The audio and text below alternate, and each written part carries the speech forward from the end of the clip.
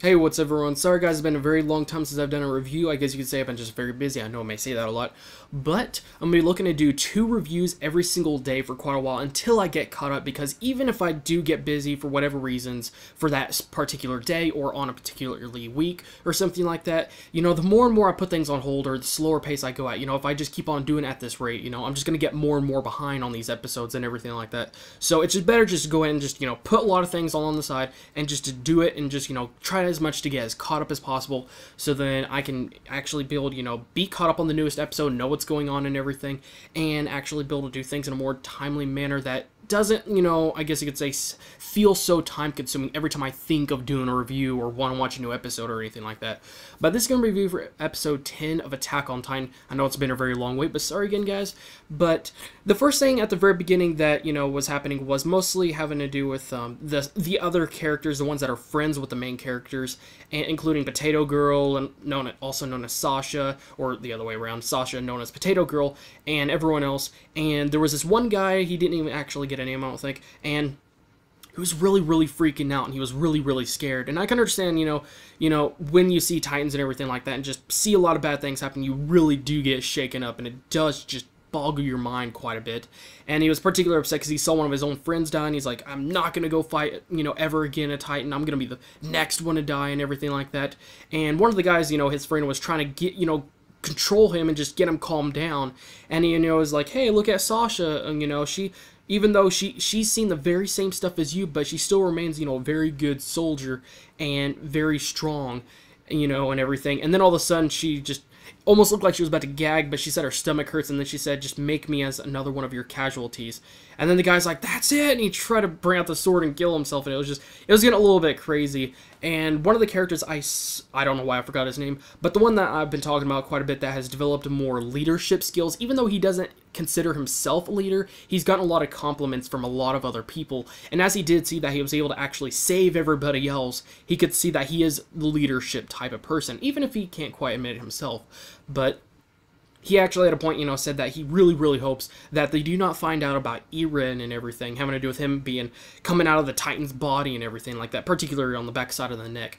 And anyways, we get back to the point where, Eren and everyone is just in a bad situation, and Eren at the end of the last episode, he pretty much bit himself in order to save Mikasa and Armin. And the reason is because when he gets hurt, even if it just has any blood come out or anything like that, he immediately turns into a Titan or something like that. Or when he has a sense of danger feeling and he gets damaged, instantly does that. And I still think it's ironic. It looks so much like he's trying to do a, summoning jutsu on Naruto or something like that. But when he brought it out and everything like that, Armin is just a little bit shooken up, which can be understandable. It's not every day you see someone turn into a Titan. And seeing the bones and the flesh and everything like that, everybody else is just scared. And the other guys, all the friends for the main characters and everything like that, and they see the gun smoke and everything like that, and everyone's like, what the heck is going on? Did someone actually get in here? Are they back? Are there more Titans? Is there something going on? And one of the characters, he actually knew, he could just tell that, oh god, it must have to do with Eren, it must. And he got up there, and all those other characters were, just watching it alongside, seeing that Titan and everything like that, and just seeing how things actually happen. And when they actually, were, being shaken up and everything like that, Eren was actually getting to a point where, this is one of the things I actually like to see, was a little bit interesting. It was one of those things kind of expected, though, at the same time, but I was happy to see that he was able to actually get himself out of that body, because it's kind of hard to, because when he was in that state before, or in that Titan's full-fledged body and everything, he didn't actually think, he thought it was a dream. He didn't actually think he was in the body or anything like that. He didn't really know what's exactly was going on. And when your mind and your body is fully connected to this new exterior, big giant form, it's really hard to imagine yourself being able to just get out of that without you looking stupid and moving the, let's just say if you try to yank your arm out, of the Titan's body, you'd be looking like a Titan just moving his arm or something like that. And just the fact that he was able to actually, be more aware of his body and able to actually sense everything to the point that, he could actually, do something, in his real physical form instead of, the Titan's body and everything like that. But it was actually still great to see that. And when he actually got out and everything like that, he actually rushed down to get to Armin and them, and he tried to come up with a plan, actually 2 plans. But the first plan had to do with him going away and trying to get to that basement, which is one of the things that I've always known, is that the basement is going to have to do with it, and most definitely is. And, you know, when he starts, you know, thinking about it and everything like that, and just, you know, remembering, you know, everything about his dad and how his dad, you know, kind of injected him and had to do with the memory losses and everything he's had. And, you know, he's upset with his dad, like, why did you do this? And where is he right now? And that actually is a good question. And I really like it when those kind of questions arise, because I hate it when, you know, someone gets forgotten about sometimes. But he actually starts wondering about that and everything like that, and he's kind of upset with his dad because he doesn't know why or what happened, but, you know, that just gives him more of a motive, like, we just got to get to that basement to find out, and everything like that. And, you know, he comes with a plan to pretty much just, you know, him go alone and have Mikasa and Armin stay there, so then they could at least, you know, not be considered, you know, enemies in any way, and at least that way they'll live. And of course Mikasa was being stubborn, being like, no, you know, I must be there to protect you and everything like that. And, you know, Iruin was like, you know, I must do it, and if I end up having, you know, to defend myself in Titan Form, or end up having to fight against some other Titans, then I will do that in order to get there.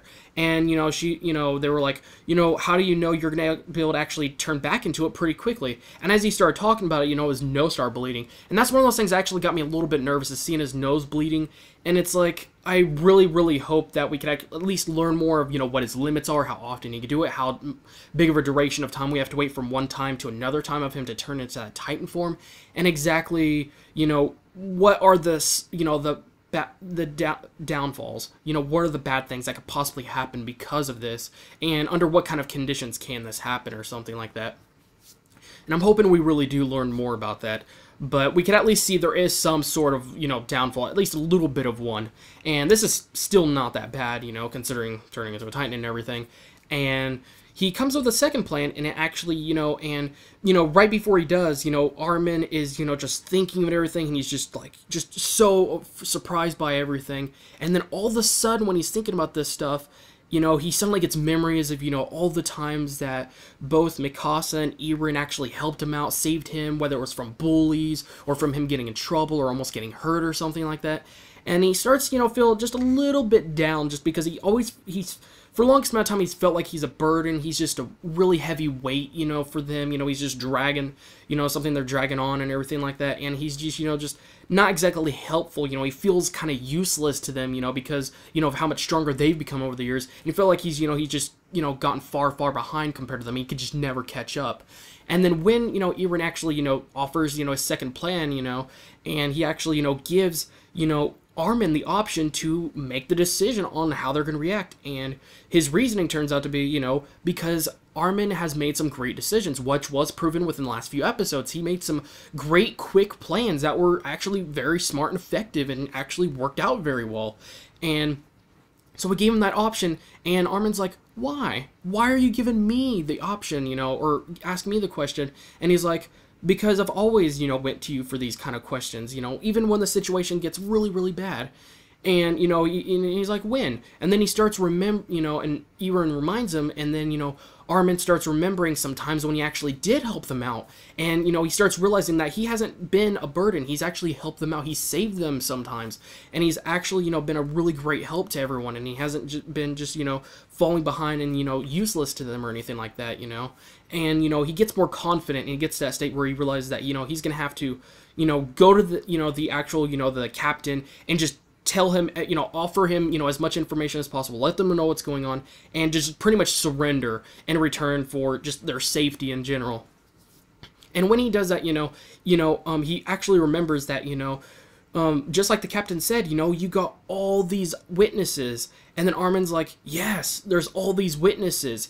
Don't you remember when the Titan was fighting for us and fighting against the other Titans? Even when he was getting, you know, just attacked from all sides from multiples of them, he still used every last bit of energy, even when he was armless, to take every one of them Titans out and everything like that. And then everyone starts putting down their swords, start really, like, feeling confused and just, like, questioning themselves, like just really, you know, what should I do? You know, should I attack it or not? and they start wondering about that. And the good question is, of course, if he was a bad guy, he would have killed them all right then and there. They were at his mercy, kind of. He could have killed all of those guys, but he didn't. And the captain was being a bit more stubborn, and, even after that, and, Armin, of course, he offered to completely surrender himself, and, just promise to do everything he can to help them out in the best way possible, and, that Eren is not any damage to humanity. And the captain was being a bit stubborn, and, he was about to lift up his hand and call upon the attack. And luckily, at the very last second, the commander shows up, and, he calls him stubborn, as usual, and he stops him from calling the attack. And that was really great, because Mikasa, she was getting her sword out, she was about to get ready to attack, and it looks like Eren was about to bite himself to try to turn into a Titan again. And it was really, really great timing. I'm not gonna lie, that was getting very bad. And it was just, it was bad on the captain's part, because he just was not forgivable, which, it was just really, really bad. He wasn't considering anything, just how much help, it would be to have one good Titan on their side. Like, no joke. And anyways, we get to the point, where the captain, or the commander, is telling the captain, just gather up all these troops and, get ready over here and everything, and I will talk to Eren and, all these kids and everything like that. And he said he has a good feeling about, that he needs to talk to these kids. And he actually, talks to them and everything, gets a good idea what's going on. Eren and them explain what's going on and everything. And, he actually gets to a point where he asks, Eren, if Armin came up with the idea that, Eren could actually, get a big giant boulder or something and try to cover this big giant hole that the Titans are coming through. So that way they don't have to worry about the Titans anymore, which would be very great. And the guy asks him, can you do that for me? And, he said, he doesn't know what he can do, he feels just as clueless as everybody else, about his Titan abilities and everything like that, since he's kind of new to it still. And, he asks him, will you do it, or will you try? And he runs like, he starts looking around, he looks at that hole and everything, and he just realizes, I'm going to do it. I'm going to do it. And that was really, really great to see. And just, I knew that this is going to be one of those, times when, there's going to be some sort of decision he's going to have to make. And I'm not going to lie, this is just me probably going too much into it, but I feel like that old man, we're going to have to watch him a little bit. I feel like his reasoning behind things might be a little bit suspicious. That might be just me. I'm probably just looking too much into it. Try not to do any spoilers, but I really feel like he wants what's in that basement or something, just something bad. Like, he's gonna get to the basement before Eren or something, and just, it's not gonna be good, really. And, or maybe just a little bit suspicious. And, when they pretty much get guaranteed, total safety, by the commander, in return for them helping out and everything like that. And, the commander did say that he's going to do whatever he can, and he feels that he will definitely be able to get to that basement, and he made it sound more like he's going to be able to get to the basement, not Eren. So that was one of the reasons I said a little bit suspicious. And a little bit later when they start actually walking, or actually, no, that's not it, but yeah, and that's pretty much how it ends. And, I really like this episode. One of the things I will say that was good about this episode is that I like the animation was a bit better. It wasn't, the best, but it was really good. It was just clean. It was awesome. And I was really happy to see there was no scenes where they had like a picture, kind of like a slideshow where it was just moving picture, and I just really hate seeing that. I've seen that through a lot of episodes, or at least 2 or 3 of them, and we didn't see any of that in this episode. Then again, this is one of those episodes where there's not too much action scenes, so there's not really much of a reason to have that kind of stuff. But then again, they've done that before when they were just walking and doing simple things like that. But it was really good to see that, and there's still a lot of questions and a lot of things we really want to wonder about. Of course, the basement, and what are his downfalls of becoming a Titan? How often can he do it? How long does he have to wait?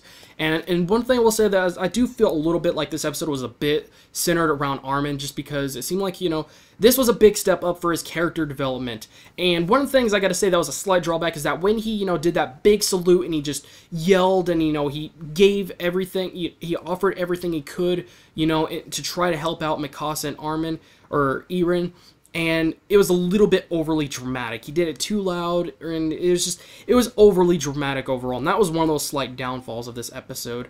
But it was really great overall, and I'm still really, just wondering about a lot of things, and I just really can't wait. Not too much happened, but there was still a little bit of everything, you know, character development. There was still some questions to be, you know, need to be answered. There was a couple of things that we learned, and there was, you know, a new character, not exactly a new character, but someone kind of introduced, and, you know, we're going to a new direction, and we're going to actually see more stuff actually happening very soon. But that's pretty much today, guys, and sorry, guys, it's a very long review, but I'm going to try to do as many reviews as soon as possible for you guys, and yeah, so thanks again, guys, for watching, and I will see you guys in the next review.